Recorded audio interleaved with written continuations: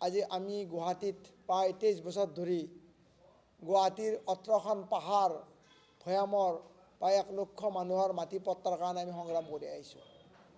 এতিয়া শেহতীয়াভাৱে অসম চৰকাৰে বসুন্ধৰা মিছন নাম দি ভূমি পট্টা দিয়াৰ কাৰণে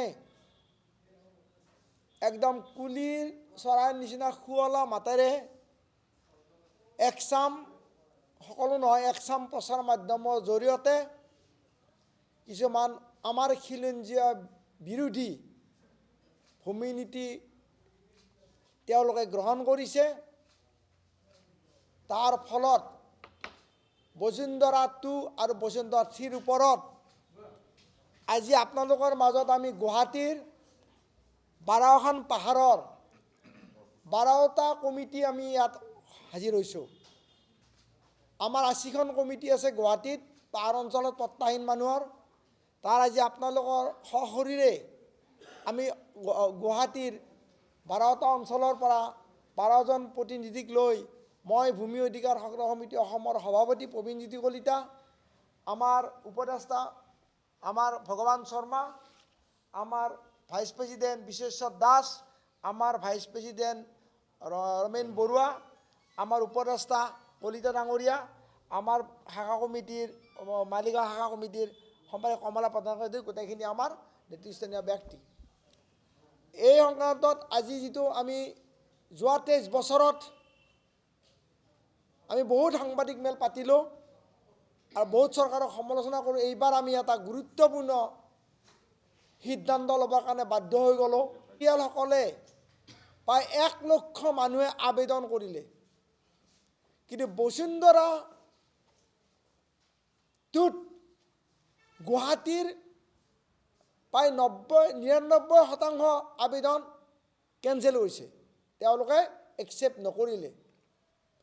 যা নহওক আমি ভাবিছিলোঁ বসুন্ধৰা 2ত এপ্লাই আমি নাপালোঁ, বসুন্ধৰা 3ত নিশ্চয় আমি পাম। আকৌ বসুন্ধৰা 3 আকৌ তেওঁলোকে চৰকাৰৰ মুখপাত্ৰ না মুখ্যমন্ত্ৰী না ৰেভিনিউ মিনিষ্টাৰ আমি নাজানো, মাননীয় হিমন্ত বিশ্ব শৰ্মা ডাঙৰীয়াই মানুহক ভুৱন ভুলোৱা কথাৰে তেওঁলোকে ক'লে যে খিলঞ্জীয়া মানুহক মাটিৰ পট্টা এইবাৰ দিম। এই কথা কৈ তেওঁ বসুন্ধৰা 3 তেওঁ এইটো লঞ্চ কৰিলে। বসুন্ধৰা 3 লঞ্চ যেতিয়া কৰিলে, তেতিয়া আমি যেতিয়া চালোঁ এই বসুন্ধৰা 3ৰ যিটো এইটো গাইডলাইন, বসুন্ধৰা 3ৰ এইটো চৰকাৰী গাইডলাইন, এই গাইডলাইনৰ আধাৰত চৰকাৰে ৰাজহ বিভাগে DC, SDC, মণ্ডল কানুন নিৰ্দেশ দিছে যে এই গাইডলাইনৰ আধাৰত মাটিৰ পট্টা দিব কৈছে।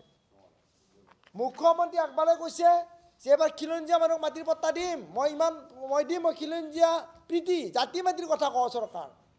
আৰু আমিও ভাবিলোঁ সহজ সৰল অসমীয়া মানুহ, সহজ সৰল আমাৰ মানুহখিনি ভাবিলে এইবাৰ মাটি পট্টাখন আমি পামেই। গতিকে যেতিয়া আমি এই গাইডলাইনখন চালোঁ, আমাৰ গালম হিঁয়ৰ উঠিছে। আমি যিটো আশা কৰিছিলোঁ, আশাৰ বিৰুদ্ধে মুখ্যমন্ত্ৰীয়ে এই গাইডলাইনত ৰাজহুৱাই নিৰ্দেশ কৰিছে। কি নিৰ্দেশ কৰিছে যে গুৱাহাটীৰ পাহাৰ অঞ্চলত যিবিলাক মানুহ বহি আছে, যিবিলাক জৰীপ কৰা নাই, যিবিলাক নন কে বুলি কয়, যিবিলাক NC বুলি কয়, অৰ্থাৎ ইতিমধ্যে এইবিলাক কেঞ্চেল কৰিছে। এপ্লাই কৰাবিলাকক অলপ ওখ হ'লে লেণ্ডশ্লাইড বুলি কৈছে, হিল চাইড বুলি কৈছে, ডাকদম 2ত কৰিছে। 3 নম্বৰটো ডাইৰেক্ট কৈছে যে কোনো ধৰণৰ NCত মাটি পট্টা দিয়া, অৰ্থাৎ পাহাৰত মাটি পট্টা দিবৰ কাৰণে মানা কৰিছে। এতিয়া ৰাইজেতো গম পোৱা নাই। হিমন্ত বিশ্ব শৰ্মাই ইমান ধুনীয়া মাতেদি কয় যেন মানুহে হাততে বস্তুখন ঢুকি পালে। কি বিষাক্ত বস্তু কথা কৈছে তেওঁ, যে গুৱাহাটীৰ 18খন পাহাৰৰ মানুহৰ মাটি পট্টা নাপায়, অৰ্থাৎ 85,000 মানুহক হত্যা কৰাৰ কাৰণে পৰিৱৰ্তন, উচ্ছেদ কৰাৰ কাৰণে পৰিৱৰ্তন কৰাৰ বুলি আমি অভিযোগ কৰিছোঁ। গুৱাহাটীৰ পাহাৰ খালী কৰিবই। গতিকে গুৱাহাটীৰ পাহাৰৰ মানুহক মিছগাইড কৰি খালি নিৰ্বাচনী ভোট লোৱাৰ কাৰণে আমাক ভোট বেংক হিচাপে ইউজ কৰি এনচিত অৰ্থাৎ নন-গেট মাটি পট্টা চৰকাৰ নিদিয়াৰ সিদ্ধান্ত গ্ৰহণ কৰিছে 1 নম্বৰ। 2 নম্বৰ আৰু এটা ভয়ানক ঘটনা কৰিছে। ইয়াতে আপোনালোকক মই ফটো দিম, লৈ যাওঁ। আৰু ইয়াত 2 নম্বৰ বসুন্ধৰাত কি কৰি যিবিলাক আবেদন 1 লাখ মানুহৰ আবেদন যি কেঞ্চেল কৰিছিল বিভিন্ন অজুহাতত, তেওঁলোকক আবেদন কৰা মানা কৰিছে। আমি কিন্তু কৰিছোঁ, তথাপিতো আশাত বন্দী আমি আমাৰ মানুহবিলাকক এটা ডকুমেণ্ট 50 টকা ফিজ দি আমি এপ্লাই কৰিছোঁ। কিন্তু হিমন্ত বিশ্ব শৰ্মা চৰকাৰে দিছে গাইডলাইন দিছে, SDC গাইডলাইন দিছে যে এইবাৰ বসুন্ধৰা 3 যিবিলাক মানে সেইবিলাক আবেদন কৰাৰ প্ৰয়োজন নাই, তোমালোকে আবেদন নকৰিবা, সেইবিলাক কেঞ্চেল কৰা হৈছে। গতিকে কেনেকুৱা ভয়ংকৰ তেওঁ ষড়যন্ত্ৰ কৰিছে, এই কথাটো 2 নম্বৰ মই ক'লোঁ। 3 নম্বৰ আৰু এটা ভয়ানক কথা কৈছে, যিবিলাক মানুহ বিভিন্ন অঞ্চলৰ জেগাত চৰকাৰী ডিপাৰ্টমেণ্টৰ মাটিত বহি আছে। অৰ্থাৎ কিছুমান এনেকুৱা জেগা আছে, সেই মানুহবিলাক বহি আছে, কিন্তু সেই বহি থকা মাটিবিলাক চৰকাৰে বেলেগ ডিপাৰ্টমেণ্টত এলটমেণ্ট দিছে। বেলেগ ডিপাৰ্টমেণ্টৰ এলটেড মাটিত বহি থকা মানুহক মাটি পট্টা কোনো ধৰণৰ দিবৰ কাৰণে মানা কৰিছে। কিন্তু তাৰ মাজতে মই কৈ দিওঁ, আভ্যন্তৰীণ জল পৰিবহণ বিভাগৰ 2 বিঘা মাটি কিন্তু বিজেপিয়ে লৈছে। বিজেপিৰ কেন্দ্ৰীয় কাৰ্যালয়টো যিটো বনাইছে, যিটো 5 ষ্টাৰ হোটেলত থকা যিটো কাৰ্যালয়, সেই কাৰ্যালয়টোৰ মাটিখিনি চৰকাৰী মাটি নহয়, সেইখিনি ডিপাৰ্টমেণ্টৰ মাটি। কিন্তু বিজেপিয়ে ডিপাৰ্টমেণ্টৰ মাটি ল'ব পাৰে, আৰু সাধাৰণ মানুহে 1 কঠা মাটি যদি বহি আছে তাক উঠাই দিবৰ কাৰণে পৰিকল্পনা কৰিছে। কি না ভূত না চুত কথা। আমাৰ আজি দুখ লাগিছে, আমাৰ অসমীয়া মানুহ সচেতন নহয়। মানুহবিলাক অন্য ৰাজ্যৰ নিচিনা আমাৰ মানুহ সচেতনতাৰ অভাৱত এই ভয়ংকৰ ষড়যন্ত্ৰবিলাকৰ বলি হৈ আজি বছৰৰ পিছত বছৰ মানুহে মাটিৰ পট্টা পাম বুলি ইলেকশ্যনত কয়। আপোনালোকে নিশ্চয় গম পাইছে, মুখ্যমন্ত্ৰী ডাঙৰীয়াই নিজেই পাহাৰতে কৈছে এইবাৰ যোনে জুতি আছে মাটি পট্টা দিম বুলি। আপোনালোকে ভিডিঅ' আমাৰ তাতে আছে, দিম বুলি কৈছে। তাৰ বিপৰীতে এইবিলাক জনবিৰোধিতা গ্ৰহণ কৰিছে। তাৰপিছত আছে একচনীয়া যিবিলাক মাটি, গুৱাহাটীত প্ৰায় 10,000 পৰিয়ালৰ ওপৰ একচনীয়া পটাৰ মাটিত বহি আছে। এই একচনীয়া পটাৰ মাটিবিলাক কেনেকুৱা বস্তু, একচনীয়া পটা যিবিলাক আছে সেইটো 1 বছৰীয়া পটা থাকে। সেই মাটিবিলাক আজি 10, 20, 30 বছৰ আগতে সেই মাটিবিলাক সেই পট্টাৰ দ্বাৰাই বিক্ৰী কৰি দিছে একচনীয়া। সেইকাৰণে মানুহ চবকে একচনীয়া মাটি বুলি ভাবে। একচনীয়া মাটি চৰকাৰী মাটিৰ ভাগ আছে। একচনীয়া পটাৰ মাটিবিলাক এতিয়া মানুহবিলাক বিক্ৰী কৰি দিছে মালিকে। এই মালিক মৰি গ'ল, এতিয়া পুতকত নামত পটাখন আছে। এতিয়া হিমন্ত বিশ্ব শৰ্মাই কেইটামান দালালক সুবিধা কৰি দিয়াৰ কাৰণে যে একচনীয়া পটা যাৰ আছে তাক তাৰ মালিকক এতিয়া পটাখন দিবা কৈছে। মেডিকত এই মানুহখিনি যিখিনি মানুহ বহি আছে, এই মানুহখিনিৰ অৱস্থা কি হ'ব? গতিকে এনেকুৱা বহুত ধৰণৰ ৰাওতী মাটি আছে, ৰাওতী মাটিটো সেই তদ্ৰুপ এনেকুৱা। গতিকে এনে অবিবেচনা, বিবেকবিহীন, আনচাইণ্টিফিক, প্ৰেক্টিকেলবিহীন কিছুমান বসুন্ধৰা 3 এপ্লাই কৰিছে, যাৰ ফলত আমাৰ গুৱাহাটীৰ প্ৰায় 1 লক্ষ মানুহ এইবাৰ ভূমি অধিকাৰৰ পৰা বঞ্চিত হোৱাটো নিশ্চিত। আজি সেইকাৰণে ৰাজহুৱাভাৱে ইয়াৰ বিৰুদ্ধে আমি অহা 20 তাৰিখে গোটেই গুৱাহাটীৰ মানুহ আৰু বিভিন্ন দল সংগঠনৰ সহযোগত আমি দিছপুৰ চলোৱা এটা কাৰ্যসূচী গ্ৰহণ কৰিছোঁ। আমি ৰাইজক বিনম্ৰতাৰে অনুৰোধ কৰিছোঁ, এনেকুৱা গুৰুত্বৰ এনেকুৱা মানে কাৰ্যসূচী আমি লৈছিলোঁ আমাক দুৰ্বল বুলি ভাবে। যে গুৱাহাটীৰ পাহাৰত থকা মানুহ দুৰ্বল নহয়, পাহাৰত থকা মানুহ সহজ আৰু সৰলতা বিশ্বাস কৰে। গতিকে আমি দুৰ্বল যি নহয়, আমি বিধানসভা বাজেট অধিৱেশন চলি থাকিব, প্ৰশ্ন উত্তৰ শিতান অহা 20 তাৰিখে আমি দিছপুৰত যাই আমাৰ কথা শুনিব লাগিব। মুখ্যমন্ত্ৰীক আমি 5 মিনিট সময় বিচাৰিছিলোঁ, তেওঁ আমাৰ কথা নুশুনিলে, তেওঁ আমাক সময় নিদিলে। তাৰপিছত আমি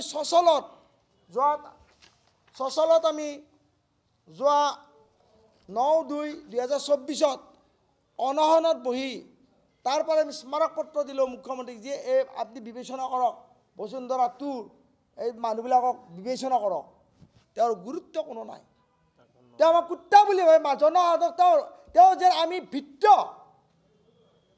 তাৰপিছত আমি সহ্য কৰিলোঁ তাৰপিছত আমি 9/12/2024 9 তাৰিখে ডিচেম্বৰৰ 9 তাৰিখে সকলো শাখাৰ পৰা প্ৰতিনিধি লৈ ৰাজহ চক্ৰ বিষয়াৰ ওচৰত যায় আমি মুখ্যমন্ত্ৰীলৈ স্মাৰকপত্ৰ প্ৰেৰণ কৰিলোঁ যে মাননীয় মুখ্যমন্ত্ৰী মহোদয় ডাঙৰীয়া আমাৰ অসমীয়া মানুহ খিলঞ্জীয়া মানুহক আপুনি বাচক এইটো পুনৰ বিবেচনা কৰক যিখিনি আশা আছে আশাখিনি কাৰেকশ্যন কৰক আমি সহযোগ কৰিম তেতিয়াও আমাক ভৰিলে তেওঁ লাঠিয়াই আমাৰ কথা বিক্ষোভ নহয় তেওঁ যেন ৰজা কুৰুক্ষেত্ৰ যুদ্ধত যেতিয়া দুৰ্যোধনৰ অহংকাৰ যেতিয়া মদগৰ্মী আছিল আজি অসমৰ মুখ্যমন্ত্ৰী কুৰুক্ষেত্ৰত যুদ্ধৰ দুৰ্যোধনতকৈও ওপৰত গুচি গৈছে তেওঁৰ ইমান অহংকাৰ তেওঁ আমাৰ কথাটো কোনোদৰে ভক্ষেপ নকৰিলে গতিকে আমি সংগঠনৰ কৰ্ণধাৰ কমিটি আমি বহি আমি গোটেই সভাপতি সম্পাদক বহি আমি চূড়ান্ত পৰ্যায় ল'ব লগা হ'ল যে ইমান ডাঙৰ 23 বছৰ আমি ইমান ডাঙৰ কাৰ্য লৈছোঁ আমি অহা 20 তাৰিখে সকলোৱে যাব আমাৰ কথা তেওঁ শুনিব লাগিব আমাৰ কথা ৰজাই শুনিব লাগিব কোনো ধৰণৰ কম্প্ৰমাইজ আমাক মাটিৰ পট্টা দিয়ক নিদিয়ক জনতাৰ কথা তেওঁ আমি আমাৰ কথা শুনিব তেওঁৰ কথা আমি নুশুনো তেওঁ আমাৰ ৰাইজৰ কথা মুখ্যমন্ত্ৰী শুনিব লাগিব কাৰণ ৰাইজক তেওঁক তাতে বহাইছে তেওঁ আমাক নিৰ্দেশ দিব নহয় তেওঁক আমি ৰাইজে নিৰ্দেশ দিব ৰাইজৰ মতে চলিব লাগিব এই ভাৱ লৈ অহা 20 তাৰিখে আমি শান্তিপূৰ্ণ গণতান্ত্ৰিকভাৱে আমাৰ কণ্ঠ আমাৰ অধিকাৰ খিলঞ্জীয়া মানুহৰ অধিকাৰ ৰক্ষাৰ স্বাৰ্থত অহা 20 তাৰিখে আমি দিছপুৰ ঘেৰাও কৰিম আৰু 126টা জনপ্ৰতিনিধিক আমি বাধ্য কৰাম যে বিধানসভাত তোমালোকে কি চাহ খাব যোৱা তাতে খিলঞ্জীয়া মানুহ আজি বিপন্ন সম্পন্ন আমি লাজ পাইছোঁ যে আজি অসমত থাকি অসমীয়া মানুহ হৈ নিজৰ মাটিৰখিনিৰ কাৰণে আমি আন্দোলন কৰিব লজ্জাজনক কথা নিজ দেশতে আমি আজি নিজৰ দেশতে বুলি আমি অসমীয়া হৈও আমাৰ এক কথা মাটিৰ কাৰণে আজি ৰাজপথত নামিব লগা হৈছে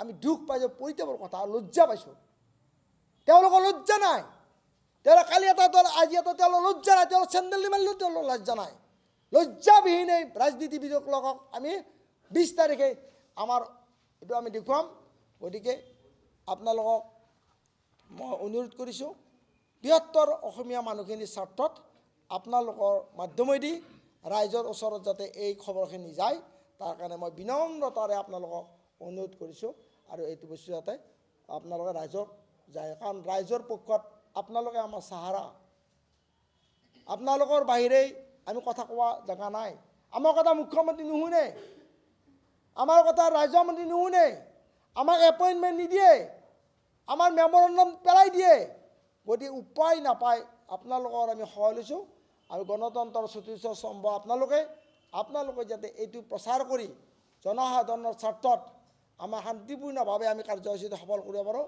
তাৰ কাৰণে আপোনাক সহায় কৰিব বুলি মই আপোনালোকক হাতজোৰে ধন্যবাদ জনাইছোঁ আমি গুৱাহাটীৰ প্ৰায় 1 লক্ষ পৰিয়ালে অহা 20 ফেব্ৰুৱাৰীত আমি দিছপুৰ ঘেৰাও কৰিম বুলি ভাবিছোঁ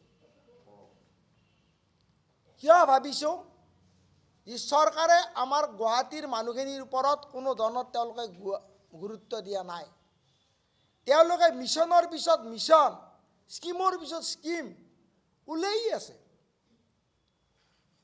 গতিকে মিছন 1 গেল 2 গেল এটা ঠিক পৰিছে আৰু 4 ওলাব আৰু মানুহে আশাত ৰৈ থাকে গতিকে আমি বসুন্ধৰা 1 and 2 যিবিলাক 2 আৰু 3 যিবিলাক মানুহে এপ্লাই কৰিছে প্ৰতিটো অসমীয়া পৰিয়ালক ভূমিহীন পৰিয়ালক এক কথা মাটি দিব লাগিব তাত কোনো কম্প্ৰমাইজ কৰা নহয় যিকোনো খবৰৰ বাবে যোগাযোগ কৰক 7099017330 লগতে 7099017110 নম্বৰত